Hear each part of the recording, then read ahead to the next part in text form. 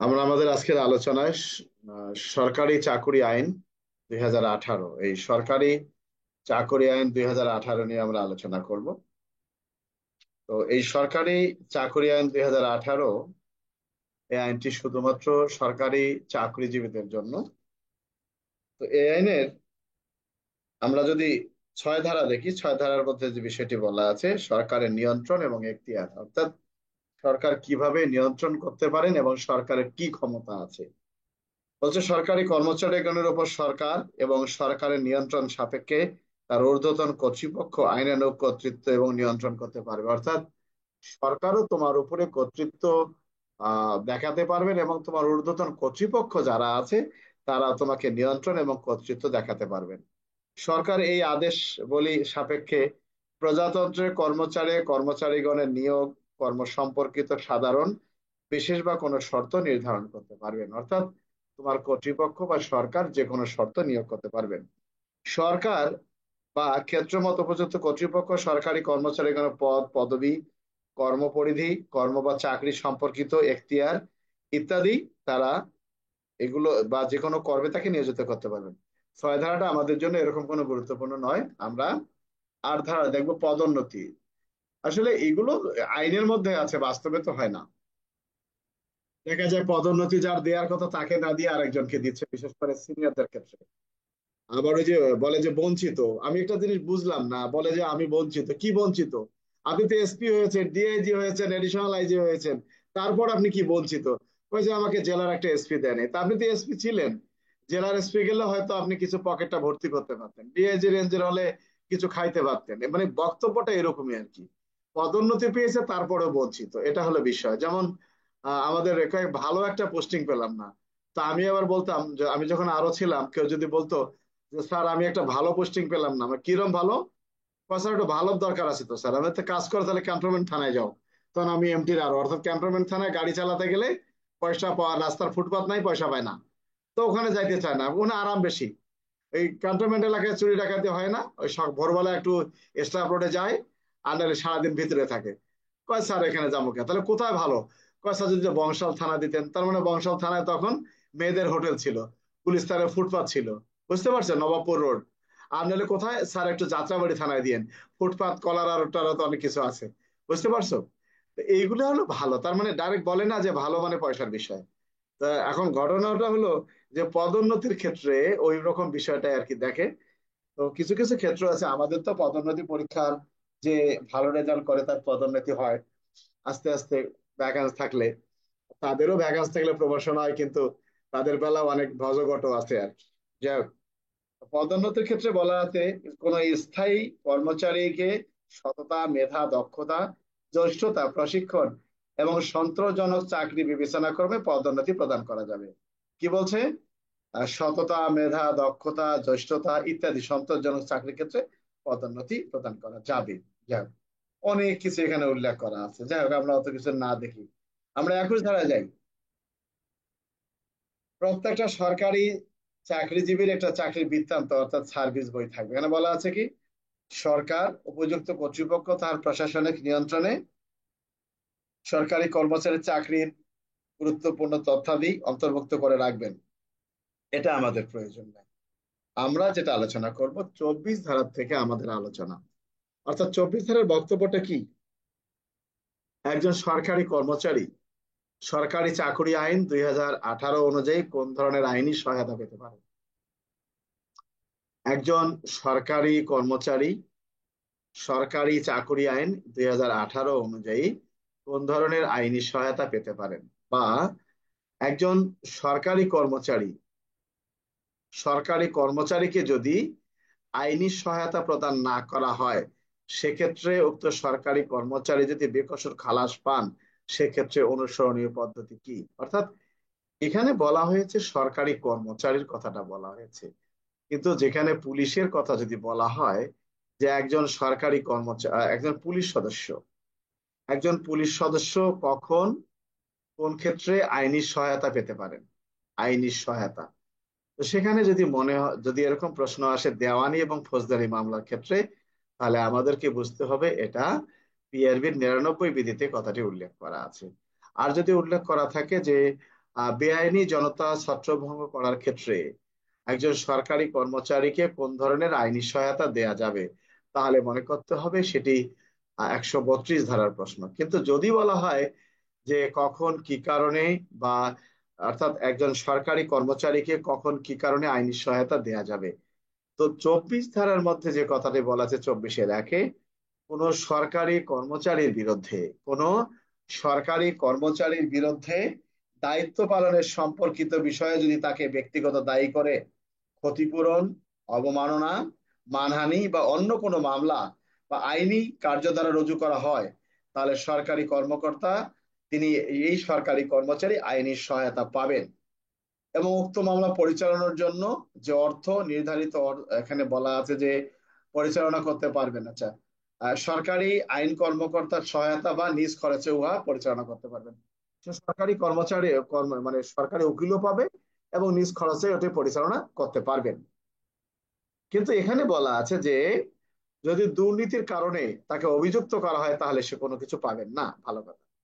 আচ্ছা, এখন কথাটা হলো, এখানে একটা বিষয় বলা আছে যে একজন সরকারি কর্মচারীর দায়িত্ব পালনের ক্ষেত্রে তার নামে ফৌজদারি মামলা রুজু হয়েছে। তো এই ধরনের ঘটনার ক্ষেত্রে উক্ত ব্যক্তিকে কোনো আইনি সহায়তা প্রদান করা হয় নাই, তাহলে সেই ব্যক্তি কখন আইনি সহায়তা পাবেন? প্রশ্নটা হলো, এই 24-3 বলা হয়েছে যে একজন সরকারি কর্মচারীর বিরুদ্ধে তার সরকারি দায়িত্ব পালন সম্পর্কিত কোনো কারণে যদি তার বিরুদ্ধে কোনো মামলা রুজু হয়, সেক্ষেত্রে সরকার যদি তাকে সাহায্য সহযোগিতা না করেন, পরবর্তীতে সে যদি নির্দোষ প্রমাণিত হয়, সেক্ষেত্রে তার যে খরচটা হয়েছে এই খরচটা সরকার প্রদান করবেন।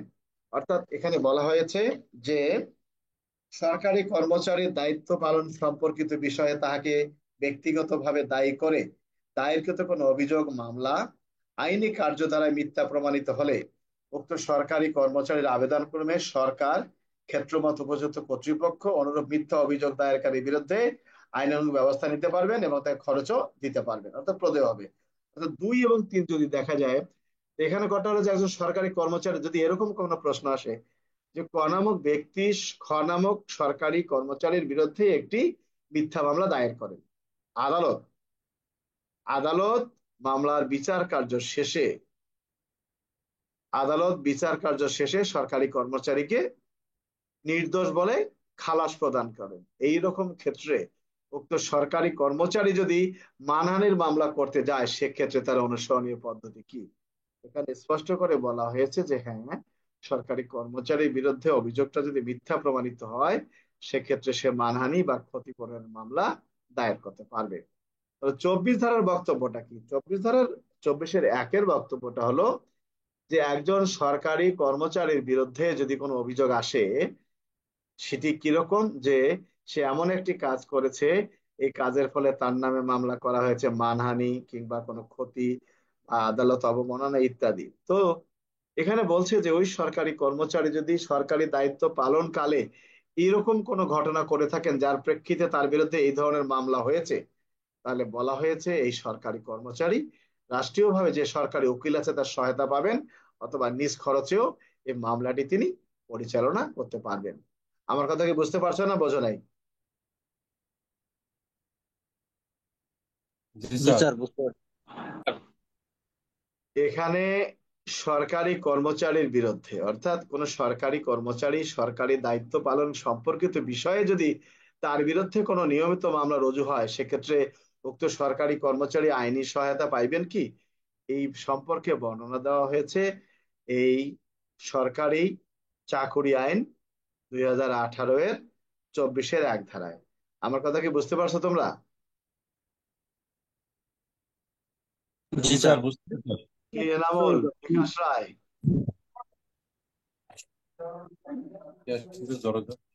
আচ্ছা, এরপরে আমরা চলে যাব 29 ধারাটা আমাদের জন্য প্রয়োজন। এখানে একটা কথা বলা হয়েছে, নিয়মিত উপস্থিতির ব্যত্যয় বেতন কর্তন। মানে তোমরা কইলে যে স্যার এটা আবার কি কাম? কোন কর্মচারী অফিস বা কর্মস্থলে উপস্থিতি সংক্রান্ত বিধির কোন বিধান বা সরকারি আদেশ লঙ্ঘন করলে তজ্জন্য উপযুক্ত কর্তৃপক্ষ সংশ্লিষ্ট কর্মচারীর কারণ দর্শাইবার যুক্তিসঙ্গত সুযোগ প্রদান করে এতৎসঙ্গে বিধিতে উল্লিখিত বিধান অনুসারে উক্ত কর্মচারীর বেতন কর্তন করতে পারবেন। আমার কথা কি বুঝতে পারছো না বোঝো নাই? অর্থাৎ তুমি অ্যাবসেন্ট হইবা, তোমার বেতন কর্তন করবে না তা তো হয় না। আমাদের অনেক সময় দেখা যায় যে প্রশ্ন আসে, মানে তোমার ইয়ারাই বলে, কারা, যারা অভিযুক্তরাই বলে, স্যার আমি 3 দিন অ্যাবসেন্ট ছিলাম, আমারে 5 দিনের 7 দিনের পিডি দিল, আবার 3 দিনের বেতন কর্তন করলো, ঘটনা কি স্যার? দুইটা শাস্তি দিল কেন? চাকরির বিষয়টা তা নয়। নো ওয়ার্ক নো পে, কাজ করো নাই, তোমার বেতন নাই।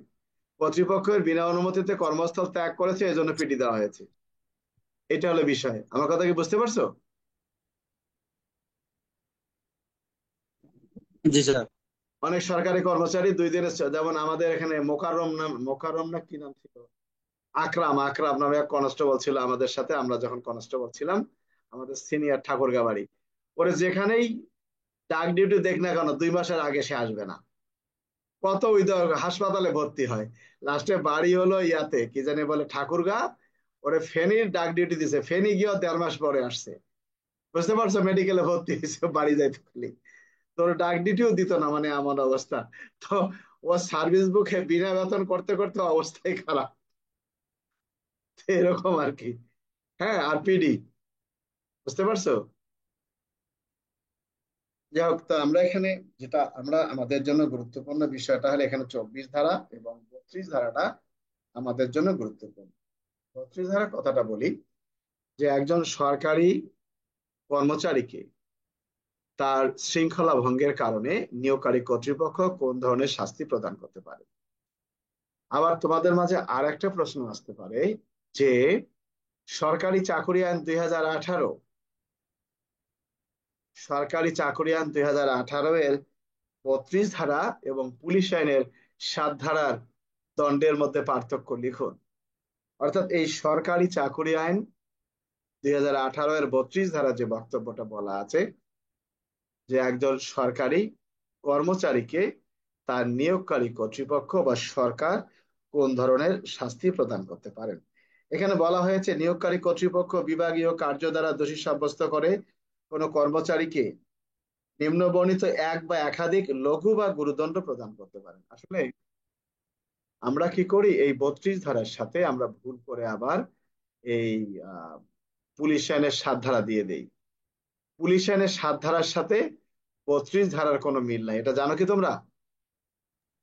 জি স্যার, ওইটা পুলিশ আইন, লঘুদণ্ড, এটা গুরুদণ্ড স্যার, এটা। অর্থাৎ পুলিশ আইনে যেটা গুরুদণ্ড দেওয়া হয়েছে, এই সরকারি চাকরি আইনে সেটাকে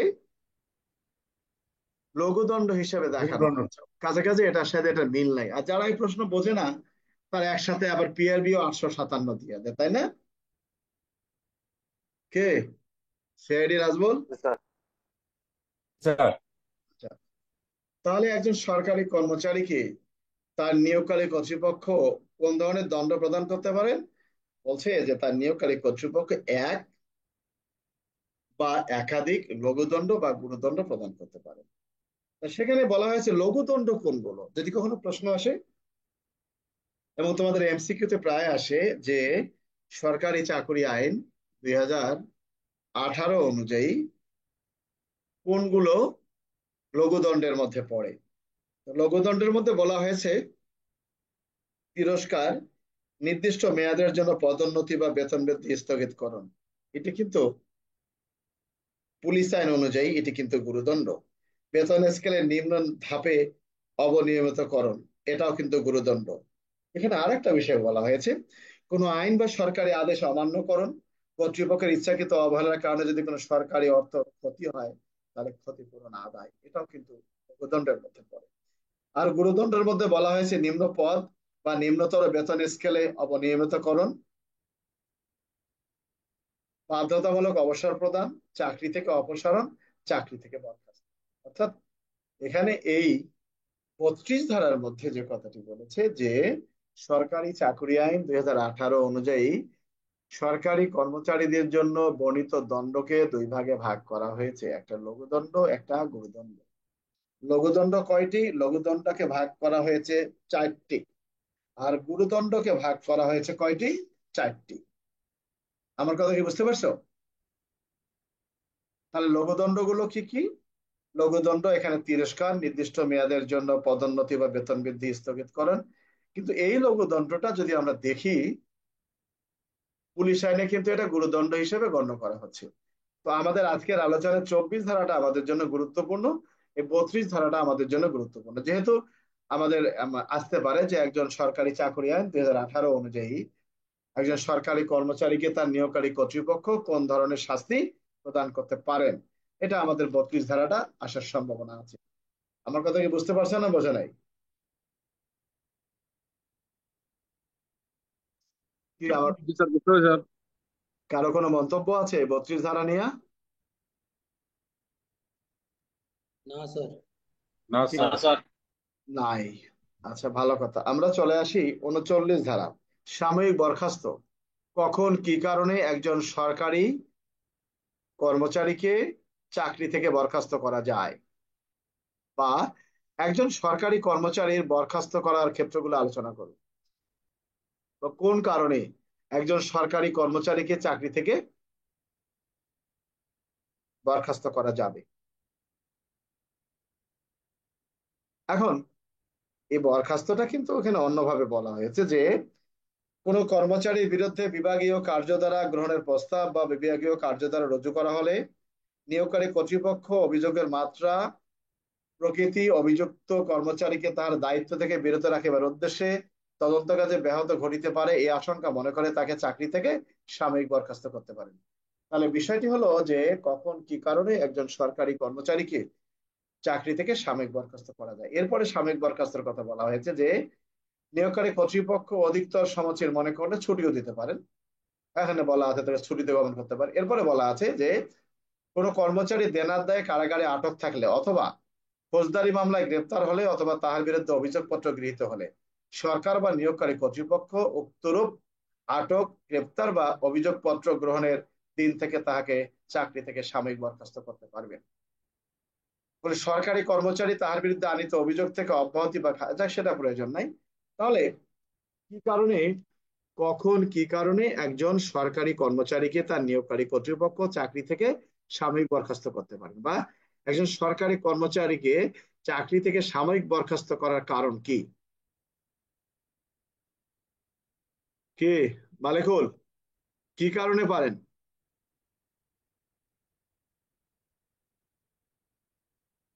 মালেকুল। স্যার, একজন সরকারি কর্মচারী যখন 1 বছর এর বেশি কারাদণ্ড হয়। আমার কি সুন্দর ছেলেরে, কত সুন্দর করে মুখস্থ করছে, ছিল ঘুমের ভানে, মনে নাই। আইনুল বলো। ঘোড়ার ডিম বেটা। স্যার, হ্যাঁ বলো।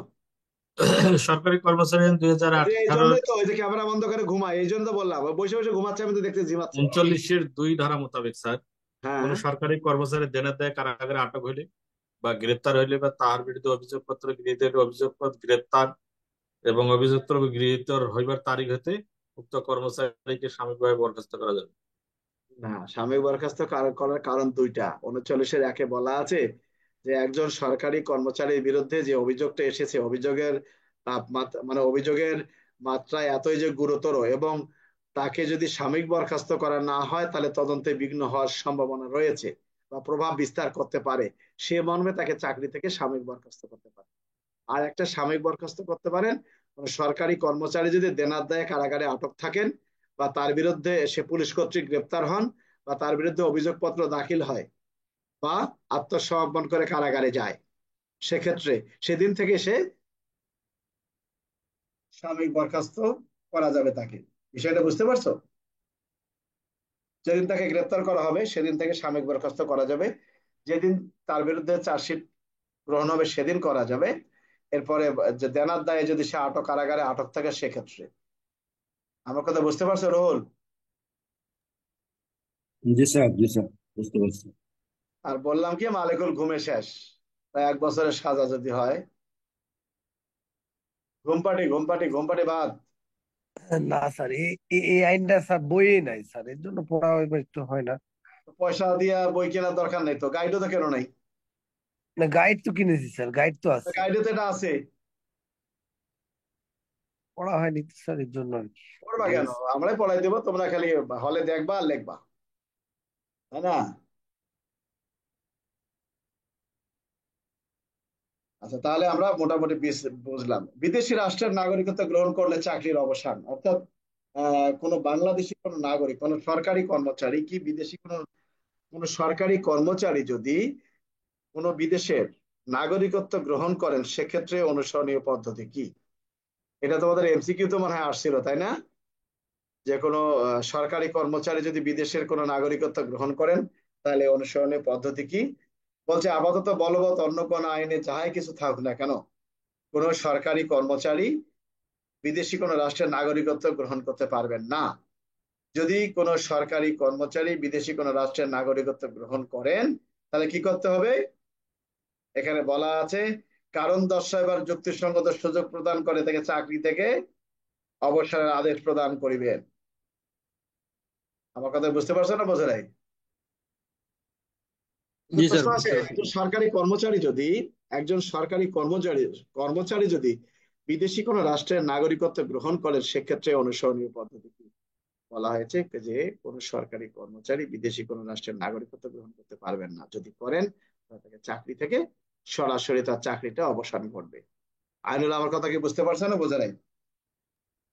জি স্যার। কি কারো কোনো বলার আছে? কি কিছু বলার আছে নাকি তোমাদের? নাই। 41 ধারা, ফৌজদারি অপরাধ। ফৌজদারি অপরাধে অভিযুক্ত কর্মচারীর ক্ষেত্রে ব্যবস্থা দিন। আচ্ছা, ভালো কথা। কোন সরকারি কর্মচারীর দায়িত্ব পালনের সহিত সম্পর্কিত অভিযোগে দায়েরকৃত ফৌজদারি মামলার আদালত অভিযোগপত্র গৃহীত হইবার পূর্বে তাকে আচ্ছা, যদি কখনো প্রশ্ন আসে যে একজন সরকারি কর্মচারীকে গ্রেপ্তার করিবার পূর্বে তার কর্তৃপক্ষের অনুমতি নেওয়ার প্রয়োজন আছে কি? কোন সরকারি কর্মচারীকে গ্রেপ্তার করানোর পূর্বে সংশ্লিষ্ট তদন্তকারী কর্মকর্তার করণীয় কি? কি করবেন? অনুমতি নিতে হবে স্যার। কত ধারায়? 41-1। কি বলছে? যে কোনো সরকারি কর্মচারী দায়িত্ব পালনের সহিত সম্পৃক্ত অভিযোগে যদি কোনো অভিযুক্ত হয়, তাহলে স্যার অভিযোগপত্র গৃহীত হওয়ার পূর্বে তার নিয়োগকারী কর্তৃপক্ষের অনুমতি নিতে হবে। অর্থাৎ একজন সরকারি কর্মচারীর বিরুদ্ধে মামলা হতেই পারে। ভালো কথা, মামলা হলো। তো মামলা হওয়ার পর যদি তাকে গ্রেপ্তারের প্রয়োজন দেখা দেয়, তাহলে বলছে যে চার্জশিট দাখিলের পূর্বে যদি তাকে গ্রেপ্তার করার প্রয়োজন মনে করেন, এখানে বলা হয় চার্জশিট গৃহীত হইবার পূর্বে তাকে গ্রেপ্তার করিতে হলে সরকার বা নিয়ন্ত্রণের কর্তৃপক্ষের অনুমতি গ্রহণ করতে হবে। আচ্ছা, কোন সরকারি কর্মচারীর বিরুদ্ধে কোনো আদালতে ফৌজদারি মামলা বা অন্য কোনো আইনি কার্যধারা বিচারাধীন থাকলে বিচারাধীন কোনো এক বা একাধিক অভিযোগের বিষয়ে তার বিরুদ্ধে বিভাগীয় কার্যধারা নিষ্পত্তি করে বাধা থাকবে না, প্রতিবন্ধকতা থাকবে না। আগে যেটা কথা হতো, আগে যে বিষয়টা হতো যে একজন সরকারি কর্মচারী, দেখা গেল একজন পুলিশ সদস্য, সে তার বিরুদ্ধে একটা ছিনতাইয়ের অভিযোগ আসছে, তো এই ছিনতাইয়ের কারণে সে অ্যারেস্ট হয়ে আছে, তার বিরুদ্ধে প্রসিডিং চলছে। প্রসিডিং নিষ্পত্তি করতে পারে না যতদিন কিনা সে মামলার রায় হয় নাই। এই সরকারি চাকরি আইন 2018 41-2 বলতেছে যে না,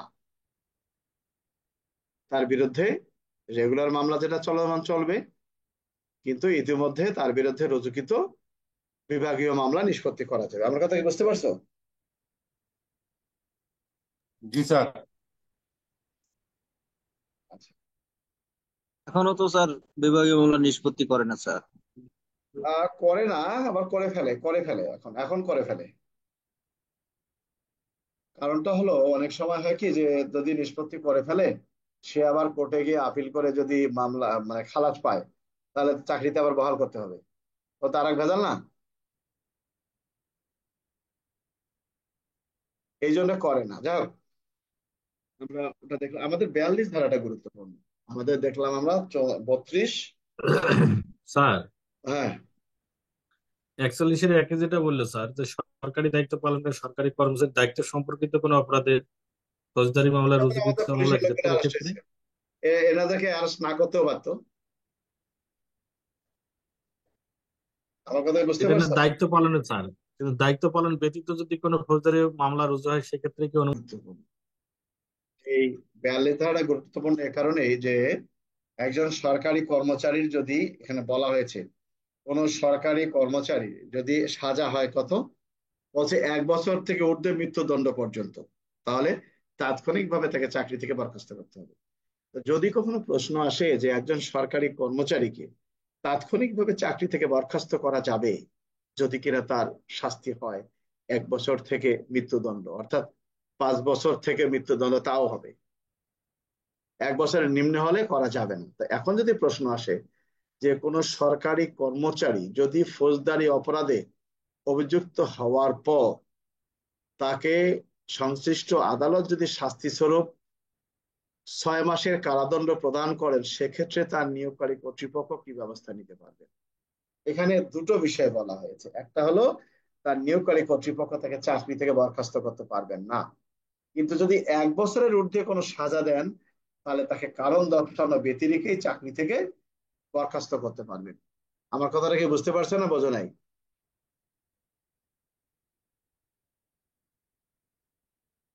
এই জি স্যার, প্রশ্নগুলো বুঝতে পারছি। এই জি স্যার। প্রশ্নগুলো তো আসছিল পরীক্ষায় তোমাদের এক সময়, জানো তো তোমরা? এগুলো আসছিল।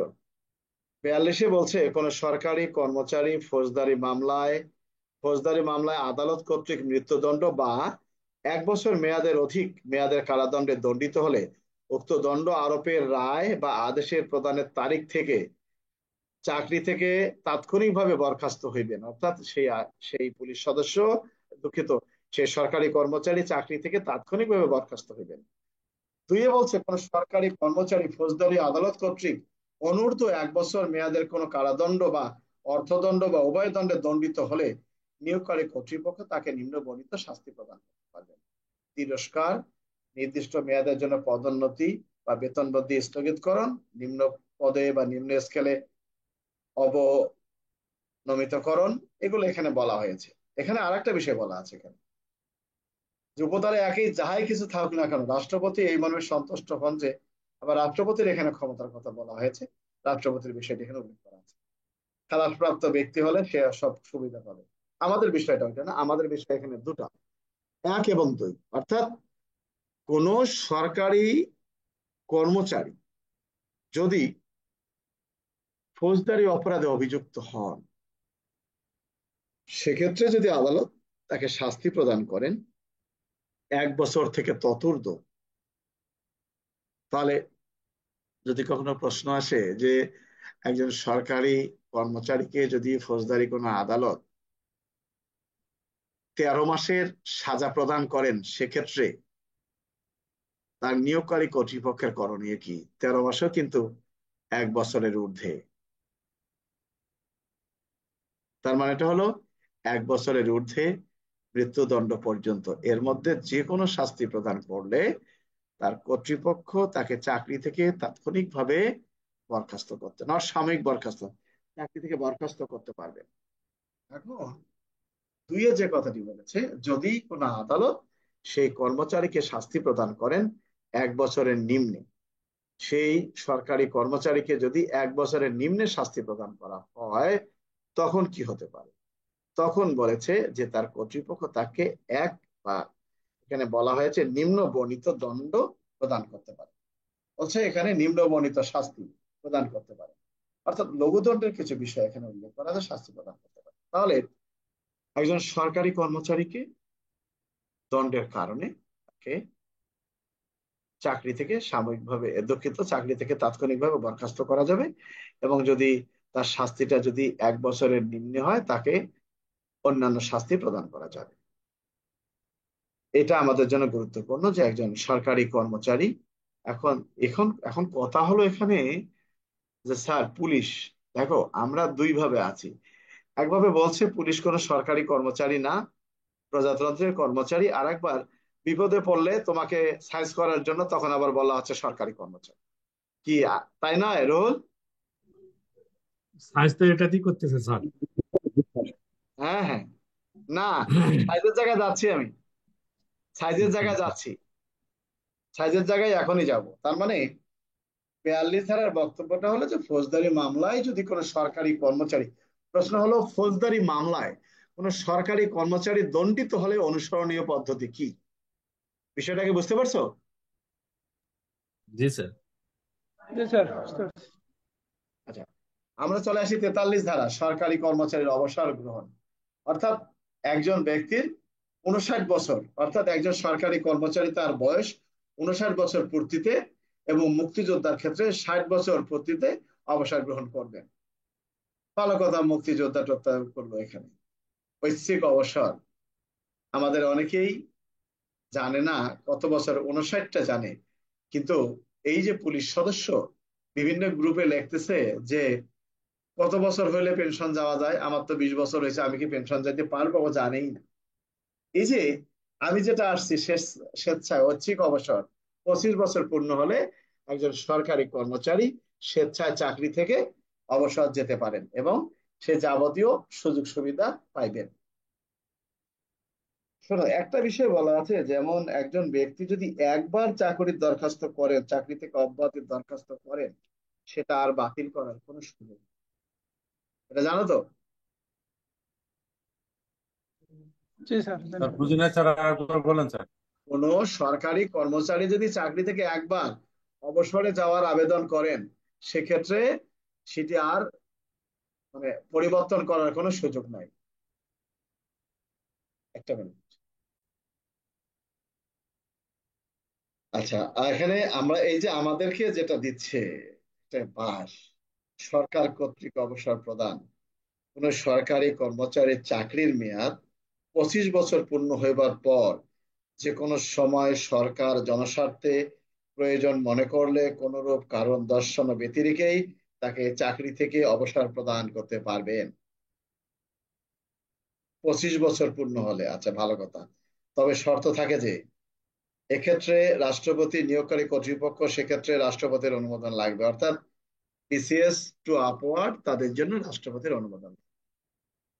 এখানে 45-এর মধ্যে যে কথাটি বলা হয়েছে যে সরকার কর্তৃক অবসর, আরো আছে এখানে, এখানে আছে, আমি তোমাদের বের করে দিচ্ছি। সেটা হলো কি, এই সরকারি কর্মচারীদের আরো কিছু বিষয় বলা আছে। অবসর গ্রহণকারী সরকারি কর্মচারীকে চুক্তিভিত্তিক নিয়োগ, এখানে যে কথাটি বলা হয়েছে অক্ষমতা জনিত অবসর, আমাদের এই 45 ধারাটা দেখবে। এই জন্য ওই বিভিন্ন সময় যে সরকারি চাকরি আইন 2018 এর 45 ধারা অনুযায়ী চাকরি থেকে তাকে অবসর দিয়ে দিছে এবং কোন কোন সে সুযোগ সুবিধা পাবেন সেগুলো উল্লেখ করা আছে। এটা কি তোমরা জানো?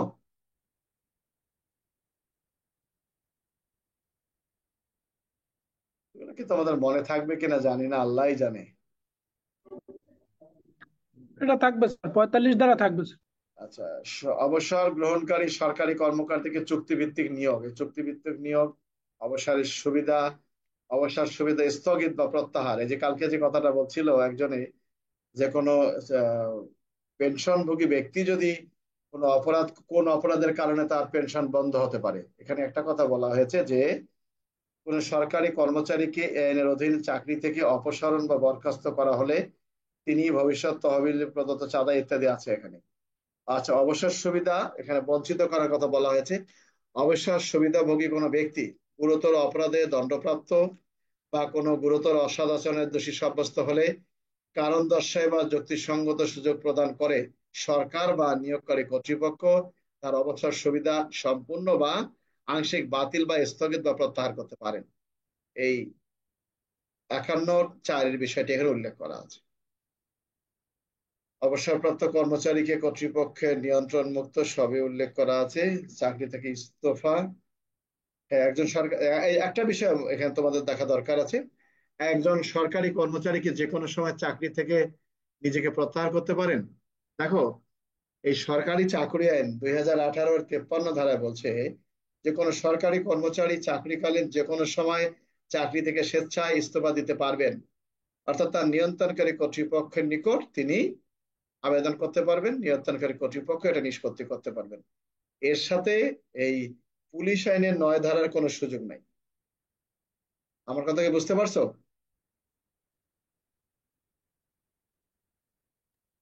জি স্যার, একজন পুলিশ আইনের সাথে সরকারি আইনের কোনো মিল নাই স্যার। না, মিল নাই। আমার কথা বুঝতে পারছো? আবার দেখো, এই 44 ধারায় 25 বছর পূর্ণ হলে যদি কোনো সরকারি কর্মচারী চাকরি থেকে নিজেকে প্রত্যাহার করতে চান বা অবসরে যেতে চান, সেখানে যে কথাটি বলা হয়েছে 30 দিনের পূর্বে তার নিয়োগকারী কর্তৃপক্ষকে অবহিত করতে হবে। কিন্তু পুলিশ আইনে বলা আছে 2 মাস, তাই না? জি স্যার, জি 2 মাস বলা কাছে আছে। কাছে আমরা এই ধারাগুলোতে এই প্রশ্নগুলো দেব না। আমরা আবার চলে আসি, এই যে আমরা সরকারি চাকরি আইন যে আলোচনা করলাম, এর মধ্যে তোমাদের বোঝার কোনো সমস্যা থাকলে বলতে পারো। সরকারি চাকরি আইন 2018। স্যার এই 45 ধারা যে বাধ্যতামূলক অবসর যে দিতেছে, এরা কি সুযোগ সুবিধা পাবে স্যার? 45 ধারায় যেটা বাধ্যতামূলক অবসর না, এটা সরকার অবসর বাধ্যতামূলক অবসর দিতে পারেন। এখানে বলা হয়েছে সরকার বাধ্যতামূলক অবসর দিতে পারেন। হ্যাঁ, কোনো তার কারণ দর্শানো ব্যতিরেকেই। বুঝতে পারছো? স্যার আমি জানতে চাচ্ছিলাম যে এরা কি তাদের যে সরকারি সুযোগ সুবিধা এটা কি পাবে স্যার? সম্পূর্ণভাবে, সম্পূর্ণভাবে। অবসর মানে কি?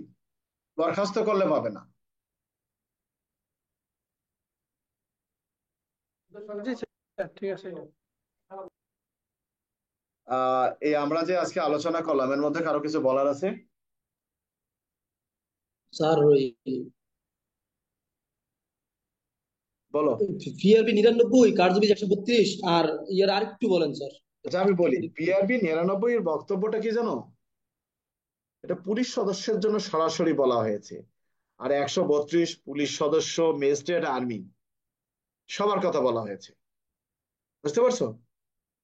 পিআরবি 99 শুধুমাত্র পুলিশ সদস্যের কথা বলা হয়েছে। তা সেখানে বলা হয়েছে যে কোনো পুলিশ সদস্যের বিরুদ্ধে যদি দেওয়ানি বা ফৌজদারি মামলা হয়, সেক্ষেত্রে সে কোন ধরনের আইনি সহায়তা পাবেন। তা বলছে যে কোনো পুলিশ সদস্যের বিরুদ্ধে যদি দেওয়ানি অথবা ফৌজদারি কোনো মামলা রুজু হয়, আর এই মামলা রুজুর কারণ যদি হয়ে থাকে সরকারি কোনো দায়িত্ব পালন সম্পর্কিত, সেক্ষেত্রে উক্ত পুলিশ সদস্য আইনি সহায়তা পাইবেন। বুঝতে পারছো? কিভাবে?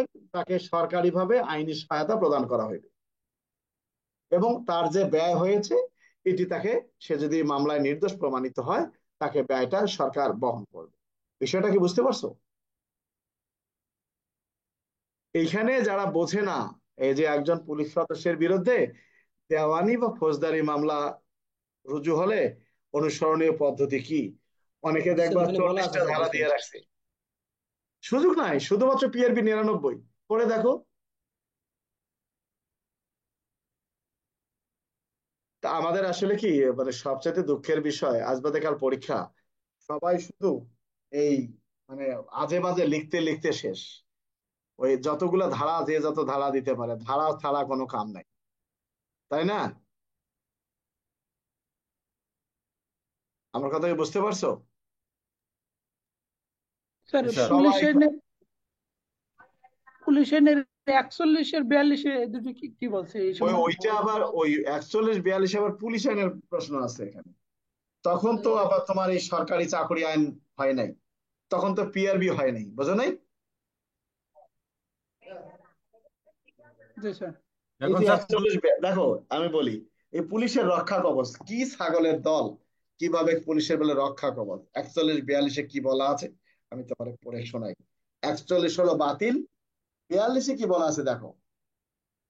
এই আইন অনুসারে কোনো অপরাধের জন্য কাহার বিরুদ্ধে মামলা দায়ের করিতে হইলে অপরাধ করিবার, অর্থাৎ এই পুলিশ আইনের যে, একটা জেনে রাখো, পুলিশ আইনের যে সকল ঘটনা আছে, এই ঘটনার প্রেক্ষিতে যাদেরকে তুমি বিনা পরোয়ানায় গ্রেপ্তার করবা, তারা যদি তোমার বিরুদ্ধে কোনো অভিযোগ দায়ের করতে চায়, তাহলে কি বলা আছে, এই আইন অনুসারে কোনো অপরাধের জন্য কাহারো বিরুদ্ধে মামলা দায়ের করিতে হইলে অপরাধ করিবার 3 মাসের মধ্যে তাহা করিতে হইবে এবং তাহার অন্তত 1 মাস পূর্বে বিবাদী অথবা পুলিশ সুপার অথবা সহকারী পুলিশ সুপারকে নোটিশ দিতে হইবে।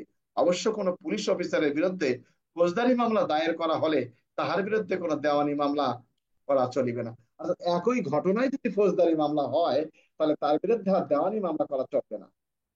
বিষয়টাকে বুঝতে পারছো? এখানে তো রক্ষা কবচের কথা তোমার বলে নাই। জি স্যার। ওখানে বলছে যে একজন পুলিশ সদস্যের বিরুদ্ধে যদি কোনো অভিযোগ আসে তাহলে কতদিনের মধ্যে সে অভিযোগটা দায়ের করতে হবে।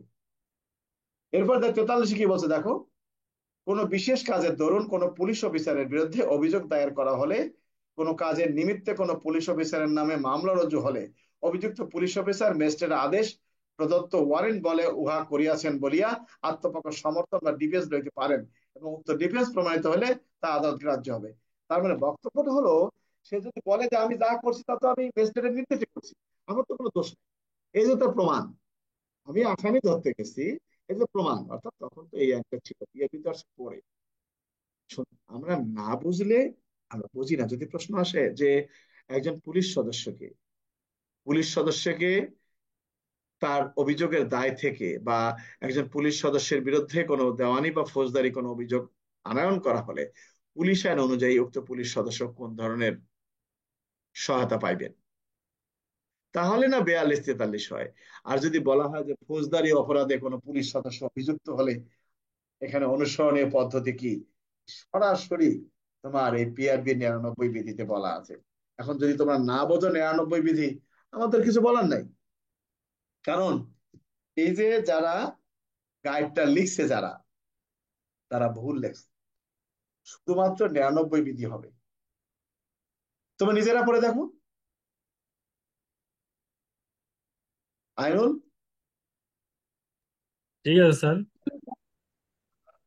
এখানে স্পষ্ট করে বলা আছে অনুসরণীয় বা পালনীয় সাধারণ নীতিমালা 99-তে বলা আছে, সরকারের নিকট যদি প্রতীয়মান হয় যে তাহারা সরল বিশ্বাস বশবর্তী হয়ে কাজ করেছেন, তাহলে পুলিশ অফিসারগণ আইনসঙ্গতভাবে দায়িত্ব পালনের সময় দেওয়ানি বা ফৌজদারি কোন ধরনের মামলায় জড়াইয়া পড়িলে অনুরূপ পুলিশ অফিসারদেরকে রক্ষা করিবার দায়িত্ব সরকার স্বীকার করে, কিন্তু সরল বিশ্বাসে না করা হইলে সরকার তাহা কখনোই স্বীকার করে না।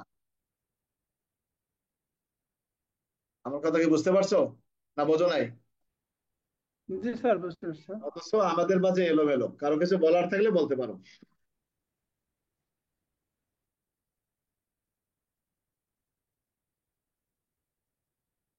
স্যার, বলো। আমি যেটা বলতে চাচ্ছি হচ্ছে 41-1 হ্যাঁ, 41-1 যে কথাটা আছে স্যার, যেটা দায়িত্ব পালনের সময় যদি কোনো অপরাধ সংঘটিত হয় সেক্ষেত্রে যদি মামলা হয় তাহলে কর্তৃপক্ষের অনুমতি নিতে হবে। কিন্তু এখানে কোনো অন্য সদস্যর মামলার যদি ক্ষেত্রে না, তুমি চুরি ডাকাতি ধরা খাইছো তার অনুমতি দিতে হবে না, কিন্তু একটা বিষয় আছে যে সরকারি কর্মচারীকে যারা গ্রেপ্তার করবেন, পিআরবিতে আছে না, তুমি তাকে নিয়ে যাচ্ছ, তো পিআরবি নিয়ে একসাথে যাইতে আছে গেলে স্যার, নিয়ে জানাইতে যাইতে হবে। গেলে হ্যাঁ, পিআরবি একসাথে আছে। নিয়ে যাইতে গেলে তাকে জানাইতে হবে না, পিআরবি 100। এখানে প্রশ্নটা ওইটা না, প্রশ্নটা হলো যে তোমার বিরুদ্ধে যদি দেওয়ানি অথবা ফৌজদারি মামলা হয় তাহলে এই ক্ষেত্রে যদি দেখা যায় যে তোমার বিরুদ্ধে যে অভিযোগটা এসেছে এই অভিযোগটা তোমার সরকারি দায়িত্ব পালনের কারণেই তোমার বিরুদ্ধে অভিযোগটা এসেছে, তো এক্ষেত্রে তুমি কোন ধরনের আইনি সহায়তা পাবা সেটাই বলা হয়েছে 99। আমার কথা কি বুঝতে পারছো? জি স্যার। স্যার 39 ধারা একটু আবার বললেন স্যার। 39 ধারা, এই সরকারি চাকরি আইনের 39 ধারা, এই তো। জি স্যার, সরকারি কর্মচারী আইনে 39 ধারা সাময়িক 39 বরখাস্ত। 39 ধারা হলো সাময়িক বরখাস্ত, অর্থাৎ একজন সরকারি কর্মচারীকে চাকরি থেকে সাময়িক বরখাস্ত করার কারণ কি, যেমন একজন পুলিশ সদস্যকে কখন কি কারণে চাকরি থেকে সাময়িক বরখাস্ত করা যায়, তাহলে মনে করতে হবে এটা পুলিশ আইনের 7 ধারা, এটা বুঝো তো। অর্থাৎ একজন পুলিশ সদস্যকে চাকরি থেকে বরখাস্ত করতে গেলে পুলিশ আইনের 7 ধারা অনুযায়ী তাকে চাকরি থেকে বরখাস্ত করা যাবে। আচ্ছা, ভালো কথা। আর এই সরকারি চাকরি আইন 2018 এর 39-1 বলা আছে যে একজন সরকারি কর্মচারীকে তখনই চাকরি থেকে বরখাস্ত করা যাবে যখন কিনা তার বিরুদ্ধে যে অভিযোগটা এসেছে, অভিযোগটা যদি গুরুতর প্রকৃতির হয় এবং অভিযোগখানা তদন্তে যদি প্রতীয়মান হয় যে সে তদন্তে প্রভাব ফেলতে পারে বা বিঘ্ন সৃষ্টি করতে পারে, সে লক্ষ্যে তাকে চাকরি থেকে সাময়িকভাবে বরখাস্ত করা যাবে। আর 39-এর 2 যে কথাটি বলা আছে যে একজন সরকারি কর্মচারীকে তখনই চাকরি থেকে সাময়িক বরখাস্ত করা যাবে যখন কিনা সে দেনার দায়ে অভিযুক্ত হয়ে কারাগারে আটক আছে, সেক্ষেত্রে, অথবা কোনো ফৌজদারি মামলায় অ্যারেস্ট হয়েছে, অথবা তার বিরুদ্ধে অভিযোগ অর্থাৎ চার্জশিট গ্রহণ হয়েছে। এই ক্ষেত্রে তখন বলা হয়েছে যে গ্রেপ্তারের তারিখ থেকে চাকরি থেকে সাময়িক বরখাস্ত করা যাবে যেদিন তার বিরুদ্ধে চার্জশিট গ্রহণ হয়েছে সেদিন থেকে করা যাবে, আর যেদিন কারাগারে তাকে পাঠানো হয়েছে সেদিন থেকেই তাকে চাকরি থেকে সাময়িক বরখাস্ত করা যাবে। আমার কথাটা কি বুঝতে পারছো? ঠিক আছে। আর কারো কিছু বলার আছে? স্যার, প্রজাতন্ত্রের কর্মচারী আর সরকারি কর্মচারী পার্থক্যটা কি স্যার? আমরা প্রজাতন্ত্রের কর্মচারী, সরকারি কর্মচারী, যে সরকারি কর্মচারীর এখানে বলা আছে যে এই উদাহরণগুলো আছে, যেমন এখানে পুলিশ ওর মধ্যে পড়ে না। তুমি যদি পেনাল কোডে দেখো, পেনাল কোডেই সরকারি কর্মচারী এবং প্রজাতন্ত্রের কর্মচারী হিসেবে একটা হলো 14 ধারা, একটা হলো 21 ধারা। দুঃখিত, একটা হলো 14 ধারা আর একটা হলো 21 ধারা। 21 দ্বারা স্যার। বুঝতে পারছো? 21 ধারায় বলছে যে অনেকগুলো 21 ধারায় বলা আছে, সিটি কর্পোরেশনের লোকও বলা হয়েছে, কিন্তু আমাদের কথা বলে নাই। তো প্রজাতন্ত্রের কর্মচারীর ক্ষেত্রে আবার আমাদের কথা বলা আছে, পুলিশের কথা বলা আছে এখানে 14 ধারায়। সেখানে বলা হয়েছে যে আমরা হলাম রাষ্ট্রের কর্মচারী। বুঝতে পারছো? অর্থাৎ ঘুরে ফিরে একই, আমি ব্যাখ্যা এত দিতে পারবো না, ঘুরে ফিরে একই। কারণ এখানে বলা আছে রাষ্ট্রের কর্মচারী বলিতে বাংলাদেশে নিযুক্ত বা কর্মরত কিংবা বাংলাদেশে যারা সরকারি চাকরিতে রানিং আছে এমন সবাইকেই সরকারি কর্মচারী হিসেবে, যারা চাকরিতে আছে। আর 21-এ বলছে সরকারি কর্মচারী, বলছে সরকারি কর্মচারী বলিতে নিম্ন বর্ণিত যে কোনো শ্রেণীর লোককে বোঝাবে। সরকারের অধীনে কর্মরত রাষ্ট্রের সেনাবাহিনী, নৌবাহিনী, বিমান বাহিনী ইত্যাদি। তার মানে আমরা নেই, দরকার নেই।